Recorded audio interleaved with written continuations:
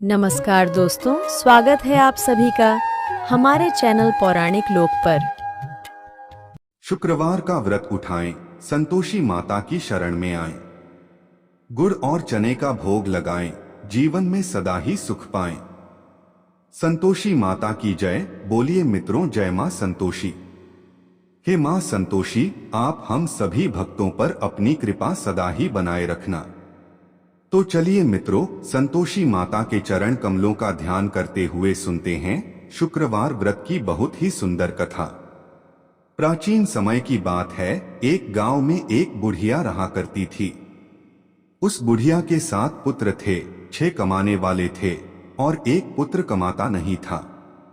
उसके 7 बेटों की शादी हो चुकी थी और सबसे छोटे वाले बेटे की शादी एक अति गुणवान और सुशील कन्या के साथ संपन्न हुई थी। बुढ़िया अपने 6 बहुओं बेटों को बहुत प्यार करती थी, लेकिन अपने 7वें पुत्र का विवाह होने के बाद अपनी सबसे छोटी बहू से घर के सारे काम करवाती, पर उसे ठीक से खाना भी नहीं देती थी। यह सब बुढ़िया का 7वां बेटा देखता, पर अपनी मां से कुछ भी नहीं कह पाता था, जिस कारण उसकी बहू दिन भर काम में लगी रहती थी। वो उपले थापती, रोटी रसोई करती, बर्तन साफ करती, कपड़े धोती और इसी में उसका सारा समय बीत जाता था। बुढ़िया भी अपने 6 बेटों की रसोई बनाती और उन्हें अच्छा भोजन कराती और पीछे से जो कुछ जूठन बचता सो 7वें बेटे को उठाकर दे देती थी। बुढ़िया का 7वां बेटा बड़ा ही भोला भाला था। वो अपने मन में किसी भी प्रकार का कोई गलत विचार नहीं करता था। एक दिन वो लड़का अपनी बहू से बोला, देखो प्रिय, मेरी माता का मुझ पर कितना प्यार है। यह सुनकर उसकी पत्नी बोली, क्यों नहीं, आपकी माता का आप पर बहुत प्यार है कि सबका बचा हुआ जूठन तुमको खिलाती है। वह बोला, भला ऐसा भी कहीं हो सकता है? मेरी माँ ऐसा कभी नहीं कर सकती। मैं जब तक आंखों से न देखूं, मैं मान ही नहीं सकता। बहू ने कहा, तुम खुद देख लोगे तब तो मानोगे। और ऐसे ही कुछ दिन बाद एक बड़ा त्योहार आया। बुढ़िया के घर में 7 प्रकार के भोजन और चूरमा के लड्डू बनाए गए। बुढ़िया का 7वां बेटा अपनी पत्नी की बात को जांचने के लिए सिर दर्द का बहाना करने लगा और एक पतला कपड़ा सिर पर ओढ़कर रसोई घर के पास ही लेट गया। अब तो लड़का कपड़े में से सब देखता रहा कि आखिर क्या हो रहा है। जब 6 भाई भोजन करने आए तो उसने देखा कि मां ने उनके लिए सुंदर सुंदर आसन बिछाए हैं। 7 प्रकार की रसोई परोसी है और हर बेटे को आग्रह करके जिमाती है कि खा ले बेटा। 7वां बेटा कपड़े के पीछे ये सब देख रहा था। 6 भाई भोजन करके उठे तब बुढ़िया ने उनकी जूठी थालियों में से लड्डुओं के टुकड़ों को उठाया और एक लड्डू बना दिया। जूठन साफ कर बुढ़िया ने 7वें बेटे को पुकारा कि उठो बेटा, 6 भाई भोजन कर गए, अब तू ही बाकी है, उठना कब खाएगा? यह सब देखकर 7वां बेटा कहने लगा, मां मुझे भोजन नहीं करना, मैं धन कमाने के लिए परदेश जा रहा हूं।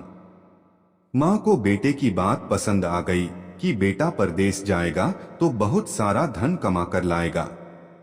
बुढ़िया ने अपने बेटे को जाने की आज्ञा दे दी और कहा कि कल जाता हो तो आज ही जा। वह बोला, हाँ हाँ, आज ही जा रहा हूं।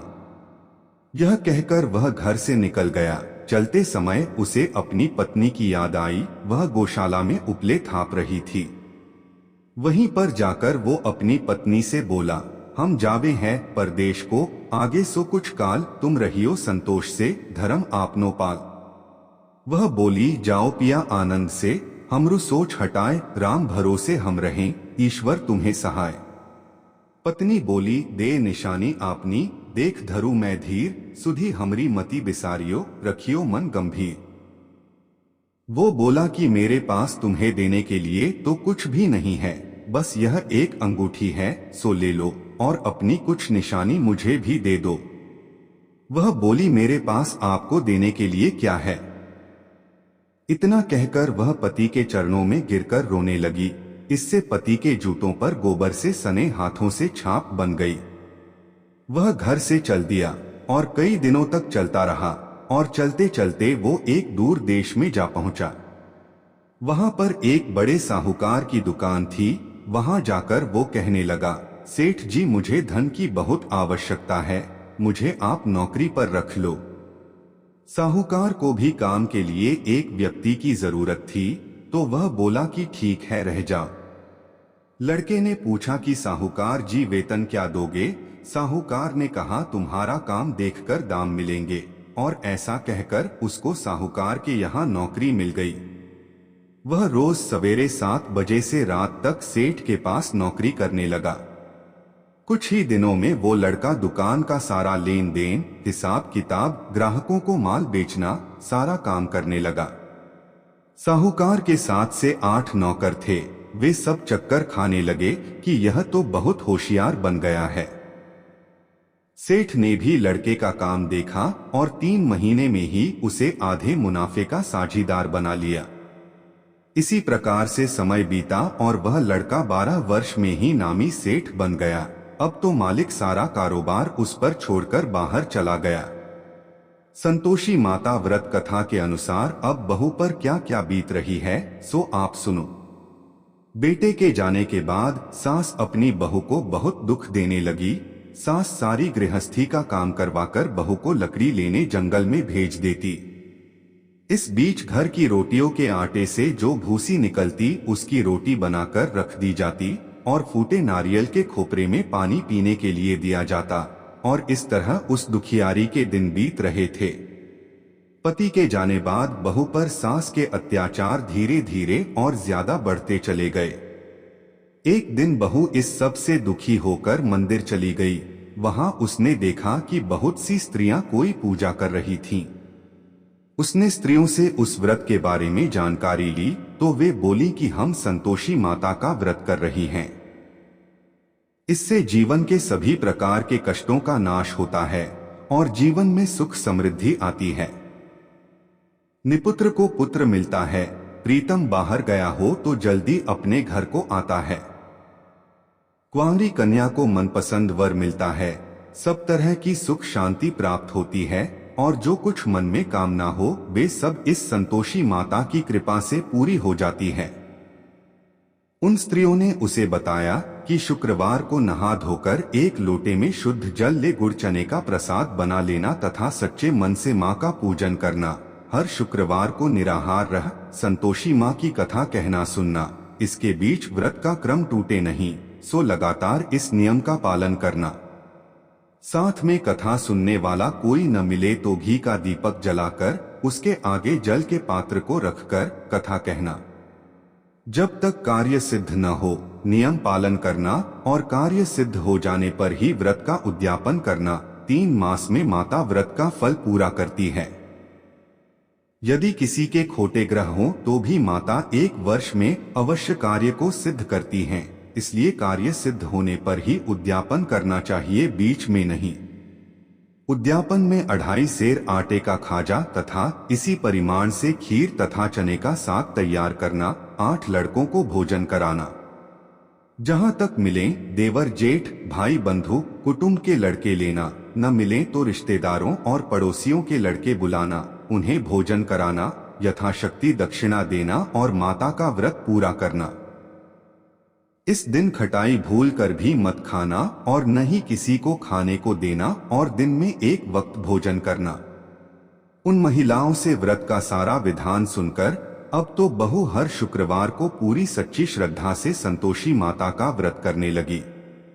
संतोषी माता की कृपा से कुछ ही दिनों के बाद उसे अपने पति का पत्र मिला, साथ ही पति के भेजे हुए पैसे भी आ गए। यह सब देखकर जेठानी मुंह सिकोड़ने लगी और बोली, इतने दिनों में पैसा आया, इसमें क्या बड़ाई है।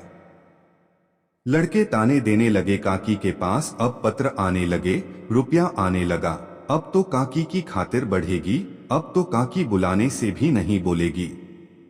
बेचारी सरलता से कहती, भैया पत्र आवे रुपया आवे तो हम सबके लिए अच्छा है। ऐसा कहकर आंखों में आंसू भरकर संतोषी माता के मंदिर में आकर मातेश्वरी के चरणों में गिरकर रोने लगी और बोली कि माँ, मैंने तुमसे पैसा नहीं मांगा, मुझे पैसे से क्या काम है, मुझे तो अपने सुहाग से काम है। मैं तो अपने स्वामी के दर्शन और सेवा मांगती हूँ। तब माता ने प्रसन्न होकर कहा, जा बेटी, तेरा स्वामी बहुत जल्दी तेरे पास आएगा। यह सुनकर वह खुशी से बावली हो गई और घर में जा काम करने लगी। अब संतोषी माँ विचार करने लगी कि इस भोली भाली पुत्री से मैंने कह तो दिया तेरा पति आएगा, पर कहां से? वह तो स्वप्न में भी इसे याद नहीं करता, उसे याद दिलाने मुझे जाना पड़ेगा। इस तरह माता बुढ़िया के बेटे के पास स्वप्न में प्रकट होकर कहने लगी, साहूकार के बेटे, सोता है या जागता है? वह बोला, माता सोता भी नहीं हूँ, जागता भी नहीं हूँ, बीच में ही हूँ, कहो क्या आ गया है? माँ कहने लगी, तेरा घर बार कुछ है या नहीं? वह बोला, मेरा सब कुछ है माता, माँ बाप, भाई बहन, बहू, क्या कमी है? माँ बोली, पुत्र, तेरी स्त्री घोर कष्ट उठा रही है, माँ बाप उसे दुख दे रहे हैं, वह तेरे लिए तरस रही है, तू उसकी सुधि ले। वह बोला, हाँ माता, यह तो मुझे मालूम है, परंतु मैं जाऊं तो जाऊं कैसे? परदेश की बात है, लेन देन का कोई हिसाब नहीं, कोई जाने का रास्ता नजर नहीं आता, मैं कैसे चला जाऊं? माँ कहने लगी, मेरी बात मान, सवेरे नहा धोकर संतोषी माता का नाम ले और एक घी का दीपक जला।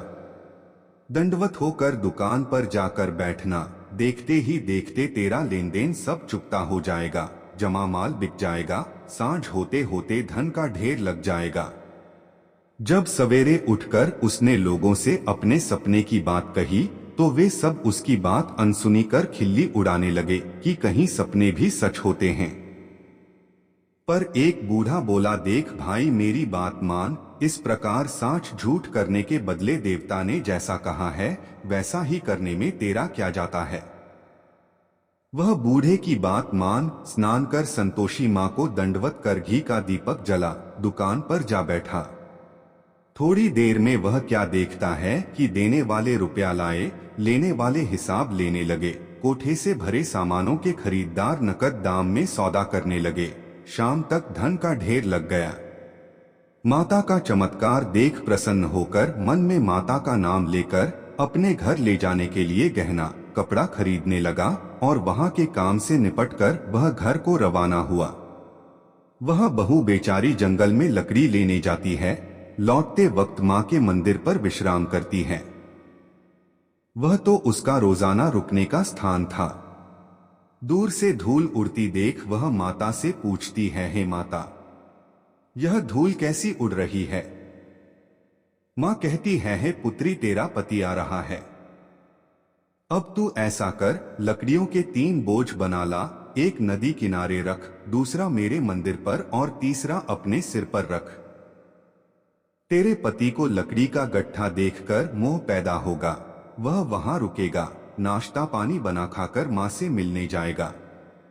तब तू लकड़ियों का बोझ उठाकर घर जाना और बीच चौक में गट्ठा डालकर 3 आवाजें जोर से लगाना, लो सासू जी, लकड़ियों का गट्ठा लो, भूसी की रोटी दो और नारियल के खोपरे में पानी दो। आज कौन मेहमान आया है? माता की बात सुन बहू बहुत अच्छा माता कहकर प्रसन्न होकर लकड़ियों के 3 गड्ढे ले आई। एक नदी तट पर, एक माता के मंदिर पर रखा और एक सिर पर रखा। इतने में ही वहां एक मुसाफिर आ पहुंचा। सूखी लकड़ी देख उसकी इच्छा हुई कि अब यहीं विश्राम करे और भोजन बना खाकर गांव जाए, और इस प्रकार भोजन बना विश्राम कर वह गांव को गया। वो घर में सबसे प्रेम से मिला और उसी समय बहू सिर पर लकड़ी का गट्ठा लिए घर में आती है। लकड़ी का भारी बोझ आंगन में डाल, जोर से 3 आवाज देती है, लो सासू जी, लकड़ी का गट्ठा लो, भूसी की रोटी दो, नारियल के खोपरे में पानी दो। यह सुनकर सास बाहर आ गई, अपने दिए हुए कष्टों को भुलाते हुए कहती है, भू ऐसा क्यों कहती है? तेरा मालिक तेरा पति आया है। अब बैठ, मीठा भात खा, भोजन कर, कपड़े घने पहन। इतने में आवाज सुन उसका स्वामी बाहर आता है और अपनी अंगूठी देख व्याकुल हो माँ से पूछता है, माँ यह कौन है? माँ कहती है, बेटा यह तेरी बहू है। आज 12 वर्ष हो गए तू जब से गया है, तब से सारे गांव में जानवर की तरह भटकती फिरती है। कामकाज घर का कुछ करती नहीं, 4 समय आकर खा जाती है। अब तुझे देखकर भूसी की रोटी और नारियल के खोपरे में पानी मांगती है। वह लज्जित हो बोला, ठीक है माँ, मैंने इसे भी देखा है और तुम्हें भी देखा है। अब मुझे दूसरे घर की चाबी दो तो उसमें ही रहूंगा। तब माँ बोली, ठीक है बेटा, तेरी जैसी मर्जी। इतना कहकर चाबी का गुच्छा पटक दिया। उसने चाबी लेकर दूसरे कमरे में जो तीसरी मंजिल के ऊपर था खोलकर सारा सामान जमाया और एक दिन में ही वहां राजा के महल जैसा ठाट बाट बन गया। अब क्या था, वे दोनों पति पत्नी सुखपूर्वक रहने लगे और इतने में अगला शुक्रवार आया। बहू ने अपने पति से कहा कि मुझे माता का उद्यापन करना है। पति बोला, बहुत अच्छा, खुशी से करो, और वह तुरंत ही उद्यापन की तैयारी करने लगी। जेठ के लड़कों को भोजन के लिए कहने गई। उसने मंजूर किया, परंतु पीछे जेठानी अपने बच्चों को सिखलाती है, देखो रे, भोजन के समय सब लोग खटाई मांगना, जिससे उसका उद्यापन पूरा न हो। लड़के जीमने आए, खीर पेट भरकर खाई, परंतु याद आते ही कहने लगे, हमें कुछ खटाई दो, खीर खाना हमें भाता नहीं, देखकर अरुचि होती है। बहू कहने लगी, खटाई किसी को नहीं दी जाएगी, यह तो संतोषी माता का प्रसाद है। लड़के तुरंत उठ खड़े हुए, बोले, चाची पैसा लाओ। भोली बहू कुछ जानती नहीं थी, सो उन्हें पैसे दे दिए। लड़के उसी समय जाकर के इमली ला खाने लगे और यह देखकर बहू पर माताजी ने कोप किया। माता के क्रोध से राजा के दूत उसके पति को पकड़कर ले गए और जेल में बंद कर दिया। इस सब से जेठ जेठानी बहू को खोटे वचन कहने लगे कि लूट लूट कर धन इकट्ठा करके लाया था, सो राजा के दूत पकड़कर ले गए चोर को। अब सब मालूम पड़ जाएगा जब जेल की हवा खाएगा तो। बहू से यह वचन सहन नहीं हुए। वो रोती रोती माता के मंदिर में गई, बोली, है माता, तुमने यह क्या किया? हंसाकर अब क्यों रुलाने में लगी हो?